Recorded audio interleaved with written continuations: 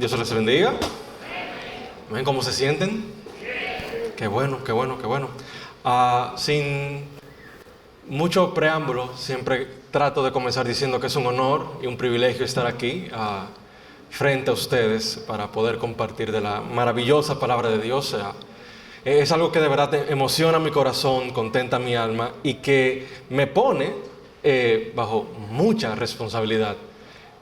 De hecho, esto es una de las cosas que más en serio tenemos que tomarnos, la palabra de Dios. Y justamente como tenemos que tomarla en serio, quiero que de una vez vayamos al texto de hoy, que está en Apocalipsis 2, desde el verso 2 en adelante. Y como pueden ver en pantalla, el título del mensaje es el remedio para la pérdida del primer amor. Leemos la palabra en el nombre del Señor Jesús. Dice: yo sé todo lo que haces. He visto tu arduo trabajo y tu paciencia con que perseveras. Sé que no toleras a la gente malvada. Has puesto a prueba las pretensiones de esos que dicen ser apóstoles, pero no lo son, para que ustedes vean que tenemos 2000 y pico de años bregando con gente que dice ser una cosa y no lo son. Has descubierto que son mentirosos. Has sufrido por mi nombre con paciencia sin darte por vencido. Pero tengo una queja contra ti. No me amas a mí, ni se aman entre ustedes como al principio. Mira hasta dónde has caído. Vuélvete a mí y haz las obras que hacías al principio. Si no te arrepientes, vendré y quitaré tu candelabro de su lugar entre las iglesias. Todo el que tenga oídos para oír debe escuchar al Espíritu y entender lo que Él dice a las iglesias. A todos los que salgan vencedores les daré del fruto del árbol de la vida que está en el paraíso de Dios. Entonces, déjenme hacerles una pregunta. Para ustedes, ¿qué es el primer amor? Chispa y fuego. Ay, ¿qué más? ¿Qué es para ustedes el primer amor? Aparte de eso, ¿y qué más? Ya lo dijiste. Los padres, ¿qué más? ¿Perdón? Ya, se les acabaron las respuestas. Estar enamorados. Ok. Bueno, usualmente en nuestra cultura, en la cultura popular, cuando hablamos de primer amor, tendemos a pensar en aquella persona que nos flechó, que nos cautivó y que nunca se nos va a olvidar. De hecho, yo recuerdo cuando tenía 13 años que yo conocí a una muchacha. Y está aquí. Y gracias a Dios no está aquí. Y esa muchacha era la más bonita que yo había visto en toda mi vida. Y tengo 39 años, dígase que eso hace 26 años y todavía la recuerdo. Y usualmente cuando hablamos de primer amor, lo que hacemos es remontarnos a aquella época donde recordamos a quién amamos más. Sin embargo, cuando en la palabra se habla de primer amor, esta palabra griega que se traduce aquí como primer es protos. Y qué bueno que aquí está Fausto, porque cualquier corrección de pronunciación y de significado me la vas a hacer. Ahora bien, protos no tiene que ver tanto con un sentido temporal, sino con un sentido cualitativo. ¿Qué significa esto? Bueno, que primer amor tiene que ver con el amor más elevado, el amor más excelso, el amor más importante, es el mejor amor que podemos dar y tener. Eso es el primer amor. Entonces, en ese sentido, Jesús le está reclamando a la iglesia de Éfeso: ustedes han perdido el amor más elevado que ustedes me podían dar a mí. Y por ende, me han quitado del primer lugar de sus vidas y ahora otras cosas están ocupando ese primer lugar. Entonces, si vamos a tratar, o me gustaría esta mañana que tratáramos esto de la pérdida del primer amor como una especie de enfermedad. Si vamos a hablar de una enfermedad, tenemos que hablar de señales o de síntomas que acompañarían a esta enfermedad, ¿no? Entonces, ¿cuáles son esas señales o síntomas que evidencian que estamos perdiendo el primer amor? Bueno, en primer lugar, cuando comenzamos a orar sin fe. ¿Y qué me refiero a orar sin fe? ¿Solamente a pedir sin creer que Dios lo puede hacer? No, esa no es la única forma de orar sin fe. Cuando comenzamos a ir a nuestro tiempo de intimidad y comenzamos a repetir lo mismo porque, bueno, tengo que cumplir mi cuota de oración, o porque estamos en una cadena de oración y cuando me vayan a preguntar si he orado por eso, sí, tengo que decir que oré por esto. O bien cuando me acerco a su presencia y realmente no estoy disfrutando ni siquiera estar en Dios. Simplemente necesito salir rápido de esto. Bueno, eso significa también orar sin fe. Cuando sentimos menos deseos de leer la palabra y sentimos menos gozo al leerla. Ay, aquí tengo yo que hacer esto de nuevo. Y tenemos la Biblia frente a nosotros, pero también está el celular al lado y mi atención se va más hacia el celular que hacia la Biblia. Porque leerla se ha vuelto tan pesado, entenderla y sobre todo seguirla, se ha vuelto tan pesado que prefiero mejor hacer otra cosa. O cuando asistimos al culto, a los discipulados, por obligación, por compromiso, a juntarme con los muchachos, a ver cómo están, cómo se sienten, a interactuar, pero no por el sentido de hacer vida de comunidad, de crecer juntos espiritualmente. Cuando Dios deja de ser una prioridad para nosotros, eso también es una señal o síntoma de que estamos perdiendo el primer amor. Y sobre esto, de que Dios deja de ser una prioridad para nosotros, ¿cómo podemos darnos cuenta de esto? Voy a hacer una pregunta. Quiero que trates de recapitular cómo estuvo tu semana desde el domingo anterior hasta este domingo y te preguntes a ti mismo, a ti misma, ¿cuántas veces, cuántas horas le dedicaste tus pensamientos, tus fuerzas y tu atención al Señor? ¿Y cuántas veces se la dedicaste a los problemas, a la pareja, a los estudios, al trabajo, al tiempo de recreación, que no es nada malo? Y quiero que compares a qué le dedicaste más tiempo. En tu mente, en tu corazón, en tus actividades. Y otra señal es cuando comenzamos a notar los errores de todo el mundo. Y no hay una que dejemos pasar. Uy, mira esa gente de Mabec. Mira lo que hacen. Yo estuve viendo ahí cuando a esa persona se le fue y desentonó en ese momento. Y nos volvemos hipercríticos, no crítica constructiva, hipercríticos, donde todo está mal y no hay nada que ocurra bien. Bueno, si esto está pasando en alguno de nosotros y logramos identificar esto, probablemente estemos en un proceso de enfermarnos de la pérdida del primer amor. ¿Y cuáles pueden ser algunos factores que propicien la pérdida del primer amor? Bueno, en Mateo 13, 20 al 22, para darles un poco de contexto, en Mateo capítulo 13 Jesús expone diferentes parábolas, entre ellas la parábola del sembrador. Más adelante, Él le explica el significado de la parábola a los discípulos y dice: las semillas sobre la tierra rocosa representan a los que oyen el mensaje y de inmediato lo reciben con alegría, pero como no tienen raíces profundas, no duran mucho. En cuanto tienen problemas o son perseguidos por creer la palabra de Dios, caen. Las semillas que cayeron entre los espinos representan a los que oyen la palabra de Dios, pero muy pronto el mensaje queda desplazado por las preocupaciones de esta vida, por el atractivo de la riqueza, así que no se produce ningún fruto. Y aunque esta no es una lista exhaustiva, hay al menos en este pasaje 4 factores que pueden disminuir nuestro primer amor. Número 1, los problemas que pueden ser cotidianos o problemas críticos. Número 2, la persecución por la fe. Y cuando hablamos de persecución, no tenemos que ir a África o más al este, donde asesinan a personas por su creencia, por ser cristianos. No, también muchas veces cuando estamos en nuestros hogares, en nuestros trabajos, donde por profesar nuestra fe nos rechazan, eso es un tipo de persecución. Y hay quienes lamentablemente no logran tolerar esto. También las preocupaciones de esta vida y el atractivo de las riquezas, cuando hacemos lo que sea para estar mejor, para vivir cómodamente, y aún eso significa tener que transgredir ciertos límites. Pero no nos importa, porque yo tengo que estar cómodo, yo tengo que resolver estos problemas. Y de nuevo, esta lista no es exhaustiva, porque pudiera mencionar como el hecho de dejar de orar, de dejar de leer la palabra, de dejar de congregarnos, como factores que también inciden para que disminuya nuestro primer amor.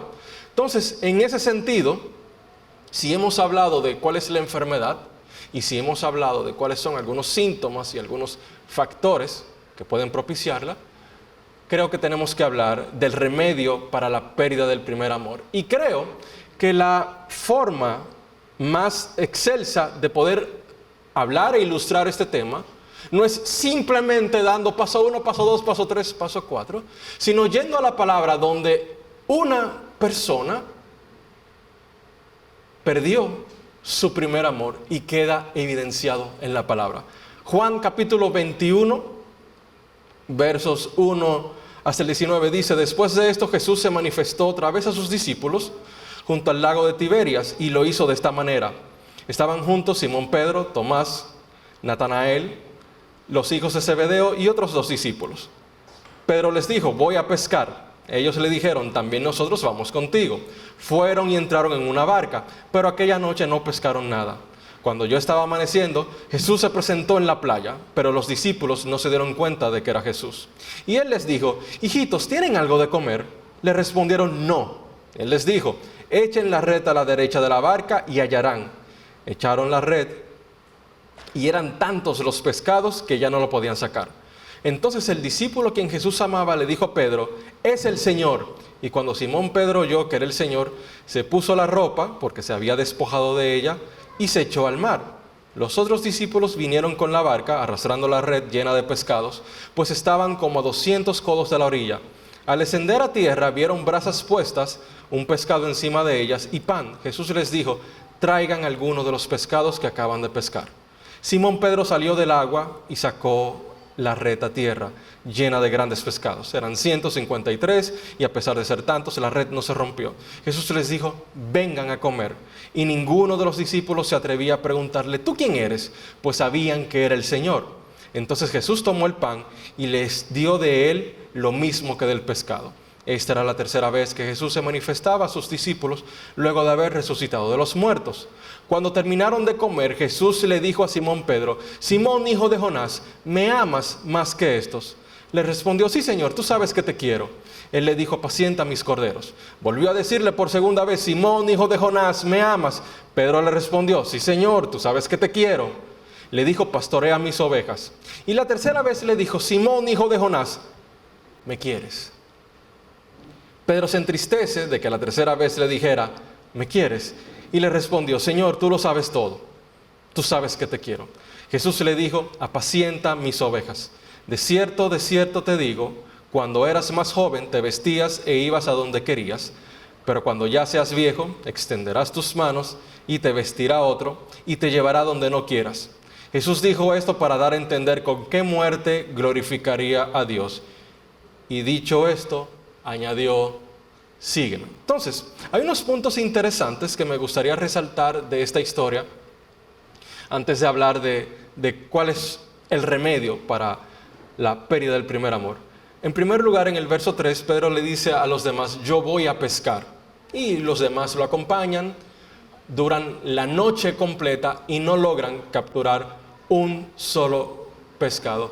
Qué curioso que el apóstol Pedro, luego de que niega a Jesús, luego de que tiene ese encuentro con la mirada del Señor, donde recuerda que Jesús le había dicho: antes de que el gallo cante 2 veces, tú me habrás negado 3 veces, donde Pedro sale llorando amargamente, es que se da todo esto. Y Pedro hace algo que hace tiempo no hacía, o que por lo menos la palabra indica que hace tiempo no hacía. Pedro vuelve a pescar. Y es curioso porque cuando nosotros perdemos el primer amor, tendemos a volver a aquellas actividades y a aquellas cosas de las cuales ya Dios nos sacó.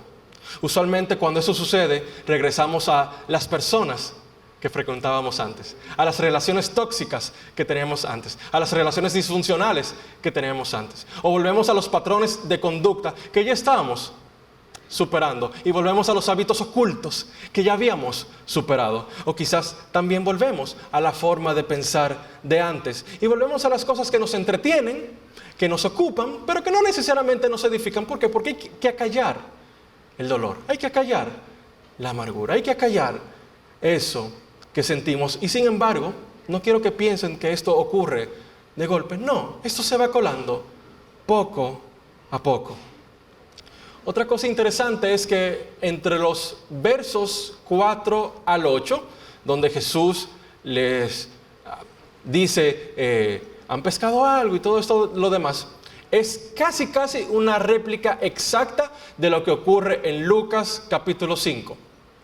Y si no recuerdan esa historia, Jesús se monta en una barca, comienza a predicar, luego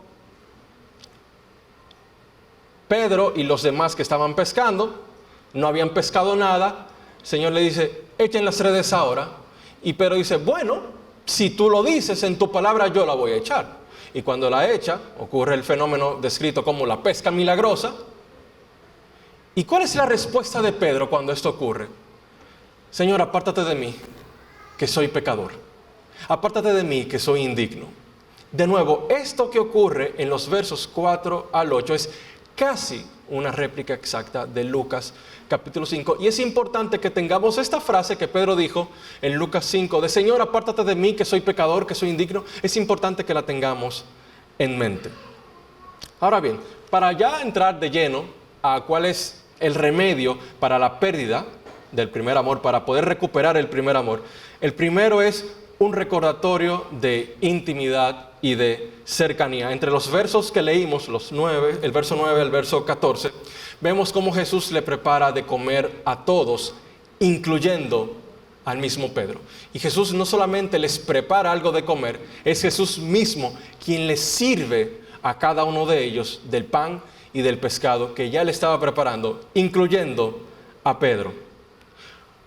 ¿Por qué Jesús hace esto de prepararle un desayuno a cada uno y le sirve a todos, incluyendo a Pedro? Bueno, en la cultura judía, prepararle de comer a alguien tiene un significado. Cuando tú invitabas a una persona a tu casa y le preparabas comida, tú le estabas diciendo a esa persona, tú eres una persona íntima para mí, eres una persona cercana para mí, tú perteneces a mi círculo, no porque estemos en el círculo, pero tú perteneces a mi círculo.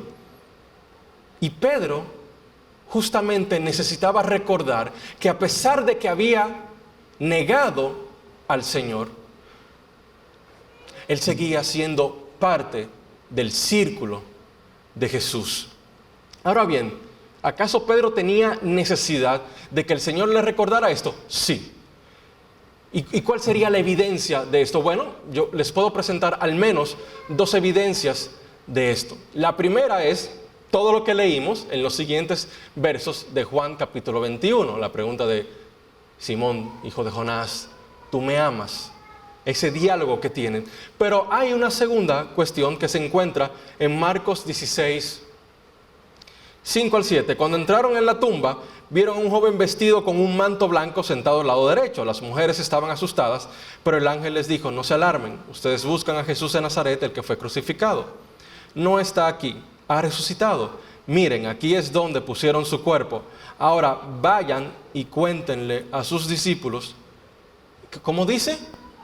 Incluido a Pedro, que Jesús va delante de ustedes a Galilea, allí lo verán tal como les dijo antes de morir.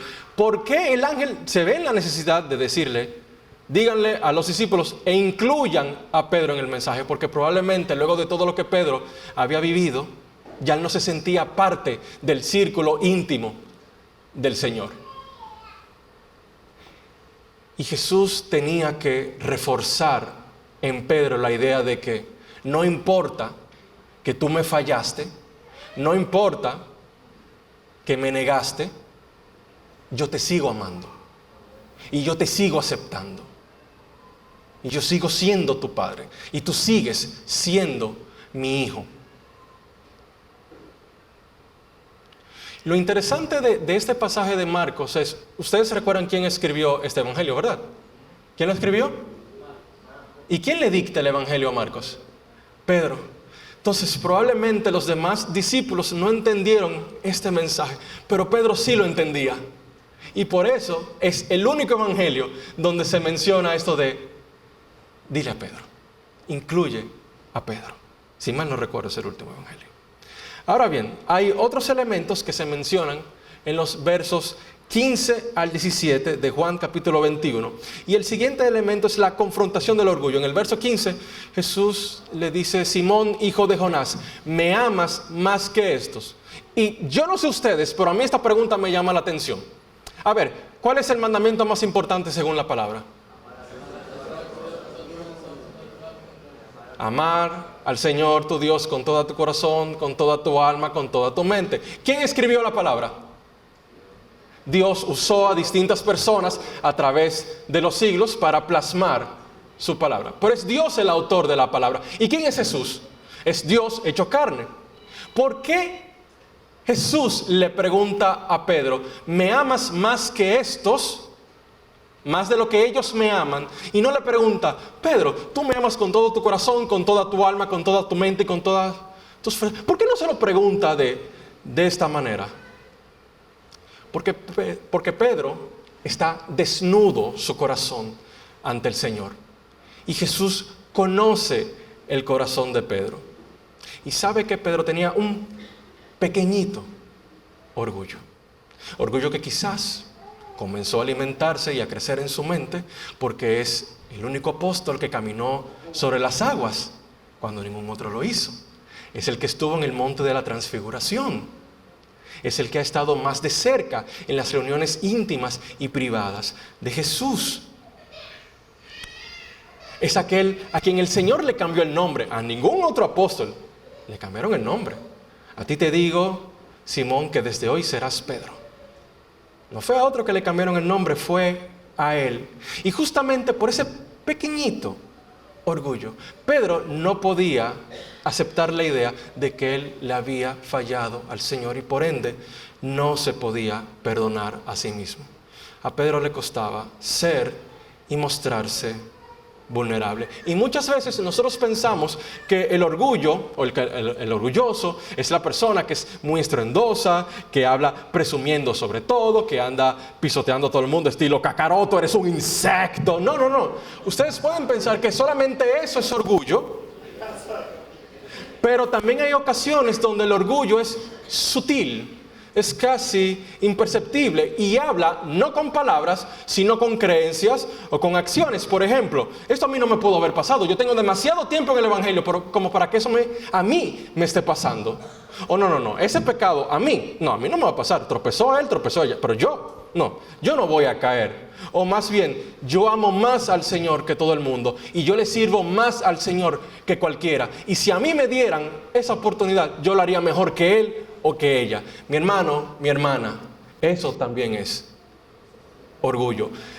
Quiero volver a la pregunta de Jesús. Pedro, Simón hijo de Jonás, ¿tú me amas más que ellos? Pedro no tiene forma de conocer el corazón de los otros discípulos. ¿Y qué responde Pedro a esto? Sí, Señor, yo te quiero. Pero responde que sí, que lo quiere más que los demás. Y voy a ir a esa parte ahora, pero quiero hacer un paréntesis antes de ir hacia allá. Ustedes se fijaron en los versos que leímos, que cuando Jesús le hace estas 3 preguntas a Pedro, no lo llama por el nombre de Pedro, sino que le dice Simón, hijo de Jonás. ¿Usted nunca les ha llamado la atención eso? ¿Por qué, siendo Jesús la persona que le cambió el nombre a Pedro, lo llama por su anterior nombre? Bueno, será quizás tal vez porque Simón en hebreo significa el que escucha, y Jesús le estaba diciendo, yo necesito que escuches atentamente esto que te estoy diciendo. O será tal vez porque Simón en arameo quiere decir caña frágil o caña doblada, y Jesús le está hablando al ser humano que está frente a él, que se siente débil, que se siente que ha traicionado la confianza de su maestro y que se siente indigno de estar frente a él. No lo sé, la Biblia no lo aclara, pero es algo para que meditemos. El tercer remedio tiene que ver con hacer conciencia de la pérdida de ese primer amor, es decir, ser consciente de que lo hemos perdido. Verso 15, Pedro le responde, sí, Señor, tú sabes que te quiero. Y esta respuesta yo creo que le dejaría un mal sabor a cualquiera. Cuando tú le dices a una persona, te amo, y te dice, ay, yo te quiero. Tú dices como que, no se compara, no se equivale. Mi amor, te amo, gracias por amarme tanto. ¿Por qué? Porque sabemos que amar y querer están en diferentes niveles afectivos. El amor es superior al querer. Y sin darse cuenta, o quizás sabiéndolo, Pedro responde evidenciando su pérdida del primer amor. Porque Jesús le pregunta, ¿tú me amas? No, eso no se traduce así en español, pero ¿tú me amas con el amor ágape? Este amor que es perfecto, este amor que es el amor superior a todos los amores, donde estoy en primer lugar en tu vida. Bueno, Señor, yo te quiero. Yo te quiero. Y Pedro no solamente evidencia su pérdida del primer amor, sino que está cayendo en cuenta que Jesús sabe esto. Y que a pesar de eso, Jesús lo invitó a comer. Jesús le preparó de comer. Y le sirvió como antes. Porque esto, mis amados hermanos y hermanas, esto jamás ha sido por méritos propios. Esto del Evangelio no tiene que ver con lo que tú y yo podamos hacer. Esto tiene que ver con la gracia de Dios. Con que somos aceptos y perdonados por su sola gracia. Y Pedro necesitaba recordar que Jesús lo amaba por gracia. Entonces el Señor le pregunta otra vez si lo ama, pero le responde, sí, Señor, yo te quiero. La tercera vez, Jesús cambia la pregunta y le dice, Simón, hijo de Jonás, entonces tú me quieres. Y Pedro se entristece por esta pregunta. Jesús cambió la palabra amor por la palabra querer. Ya para Pedro no hay duda de que Jesús conoce su corazón. Y le dice, sí, Señor, tú lo sabes todo. No te lo puedo ocultar. Yo no soy quien llora antes. No creo ser digno de seguirte. Yo te he fallado. Pero hay una cosa que yo sé. Todavía en mi corazón hay una llama que no se ha apagado.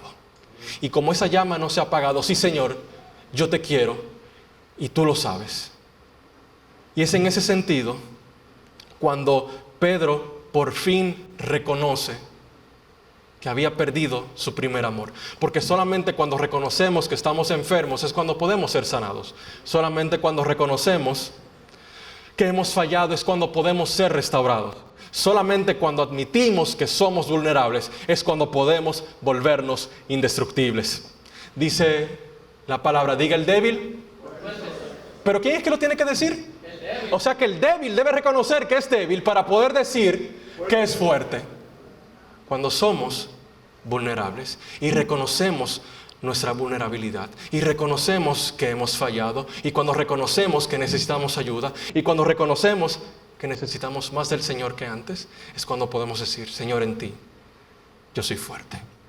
Y es muy interesante que luego de esto Jesús, en medio de estas preguntas de tú me quieres, tú me amas, tú me quieres, le dice, apacienta mis ovejas, alimenta mis ovejas, cuida mis ovejas. Y esto me lleva a pensar, sabiendo Jesús la condición del corazón de Pedro, ¿por qué le pide que trabaje para él, que haga lo que se supone que tenía que hacer? ¿No estaba Pedro acaso en una condición donde quizás espiritualmente no se sentía con la suficiente fuerza o capacidad para poder hacer lo que Dios le pedía? Miren, esto me recuerda una frase de Blaise Pascal que está en pantalla. Compórtate como si creyeres y la fe no va a tardar en llegar. Ahora bien, si ustedes piensan que esto es fake it until you make it, no es eso. Esto no es finge hasta que te lo creas. No, Pascal era cristiano y Pascal sabía que Dios obra en el corazón que está dispuesto y que está disponible. ¿Y cuál es la mejor forma de decirle al Señor, yo estoy dispuesto y disponible para ti?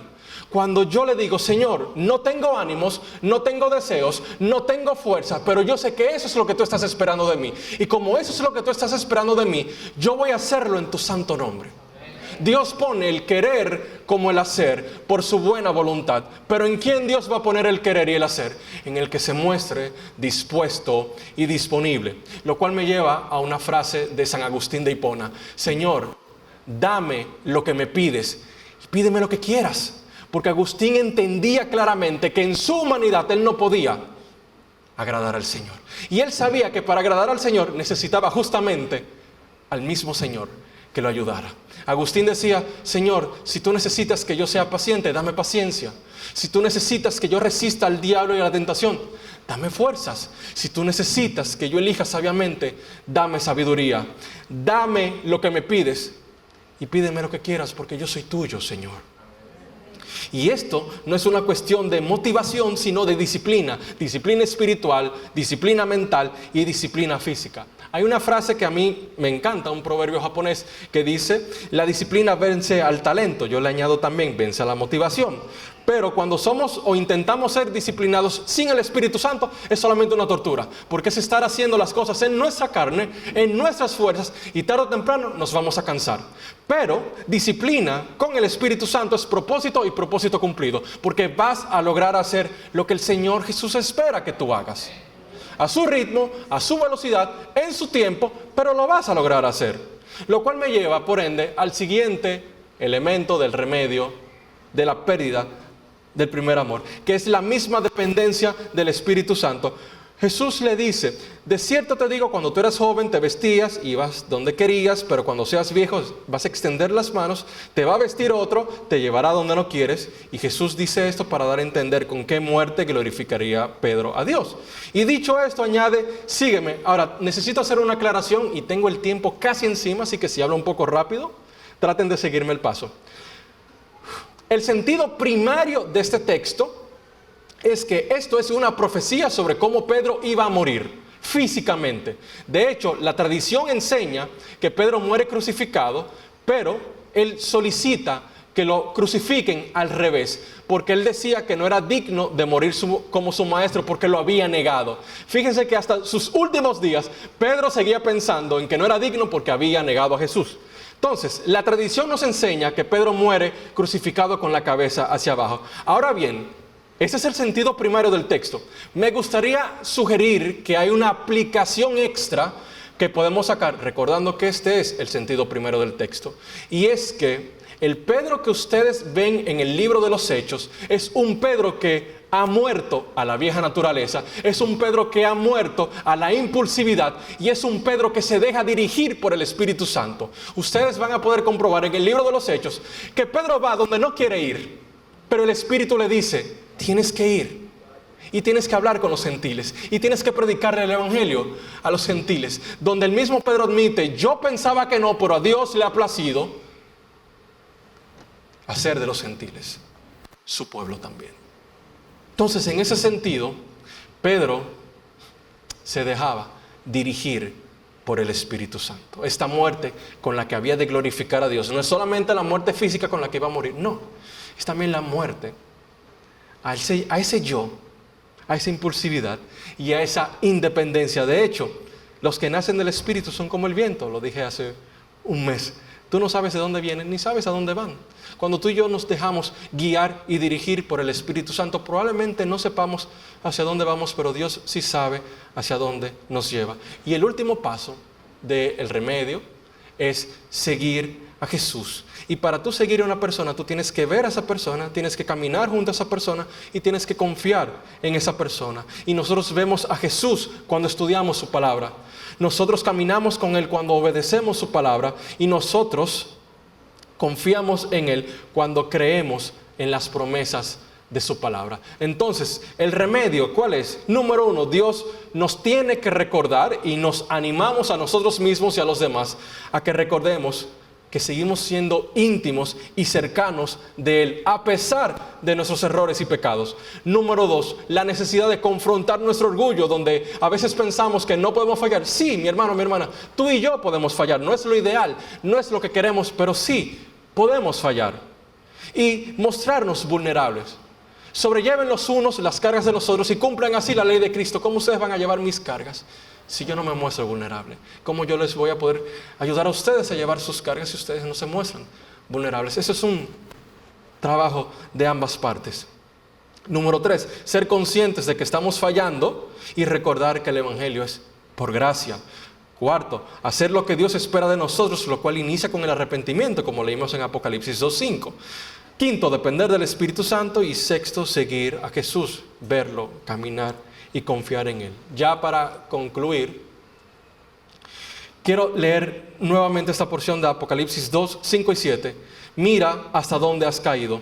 Vuélvete a mí y haz las obras que hacías al principio. Si no te arrepientes, vendré y quitaré tu candelabro de su lugar entre las iglesias. Todo el que tenga oídos para oír debe escuchar al Espíritu y entender lo que Él dice a las iglesias. A todos los que salgan vencedores les daré el fruto del árbol de la vida que está en el paraíso de Dios. Dios está al tanto de tu trabajo, de tu sufrimiento, de tu paciencia, de todo lo que tú estás atravesando. Y créeme cuando hoy te digo, tú estás más cerca que nunca de la meta. La segunda venida del Señor está a la vuelta de la esquina. Está más cerca que antes. ¿Estamos viviendo tú y yo confiando en esa realidad y en esa promesa? ¿O nos estamos descuidando y dejando que nuestro primer amor palidezca? Ponte de pie, por favor. Y me gustaría que tú te tomes este momento para que tú cierres tus ojos y tú te pongas delante del Señor y mires las cosas desde la luz de la palabra y veas a tu interior. ¿Te cuesta orar? ¿Te cuesta leer su palabra? ¿Te cuesta congregarte? ¿Te cuesta ser misericordioso con los demás y en vez de eso estás viendo las faltas en todos lados? ¿Es Dios y sigue siendo Dios tu prioridad? ¿O es tu prioridad del domingo solamente? Este es tu momento de delante de Dios, mirar hacia adentro y decir: sí, Señor, yo identifico que en esto he fallado, que no siento lo mismo que antes, que me cuesta servirte, que hay áreas de mi vida donde me cuesta entregártelas, que se me hace pesado, Señor, y yo te necesito, porque no puedo hacerlo sin ti, Señor. Yo necesito, por favor, Señor, que por el Espíritu Santo tú me fortalezcas y tú pongas en mí el querer como el hacer por tu buena voluntad, porque yo quiero que tú lo hagas.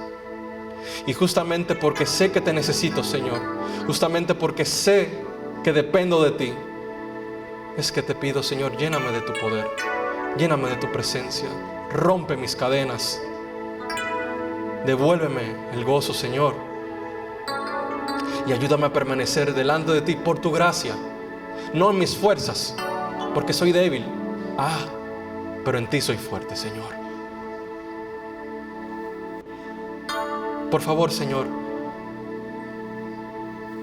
ayúdame a recuperar el primer amor. Y ayúdame a cada día vivir para ti, como si fuera el último día que yo estuviera en esta tierra, a sabiendas que luego voy a estar delante de tu presencia por siempre y para siempre. Porque tú me has prometido darme del fruto del árbol de la vida.